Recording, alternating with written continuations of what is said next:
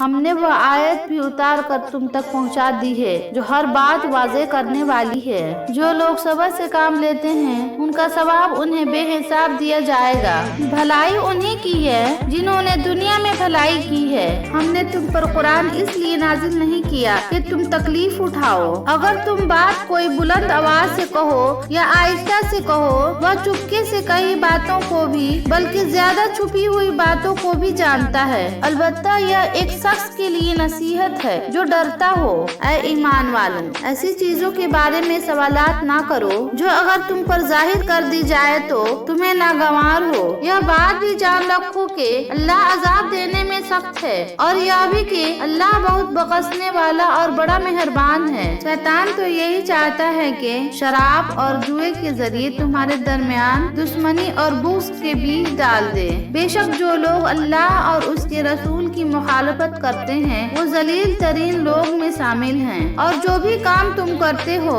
اللہ اس سے پوری طرح بے خبر ہے۔ ہم نے فتح کی بات تمہیں کھول کھول کر بتا دی ہے، بشرطے کہ تم سمجھ سے کام لو۔ اے ایمان والو، جب تم آپس میں ایک دوسرے سے شرگوشی کرو تو ایسے شرگوشی نہ کرو جو گناہ، زیادتی اور رسول کی نافرمانی پر مشتمل ہو۔ وہ جو بھلائی کریں گے اس کی ہر گزر ناقدری نہیں کی جائے گی، اور تمہارے درمیان ایک جماعت ایسی ہونی چاہیے کہ جن کے افراد بھلائی کی طرف بلائیں، نیکی کی تلقین کریں اور برائی کو روکیں، اور جو علم تمہارے پاس آ چکے ہیں اس کے بعد اگر کہیں تم نے ان کی خواہش کی پیروی کر لی تو اس صورت میں یقیناً تمہارا شمار ظالموں میں ہوگا۔ لہٰذا مجھے یاد کرو، میں تمہیں یاد رکھوں گا، اور میرا شکر ادا کرو، میری ناشکری نہ کرو۔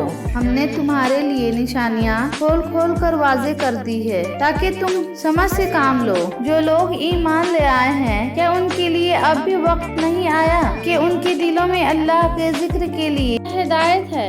یہ آپ کو قرآن سے ہی ملے گی اور یہ کوئی نہیں سکھائے گا۔ وقت ہر کسی کو سکھا دیتا ہے۔ جو آپ دوسروں کے ساتھ کرتے ہیں وہ لوٹ کے ضرور آتا ہے، کیونکہ اللہ ہمیشہ صحیح انصاف کرتا ہے۔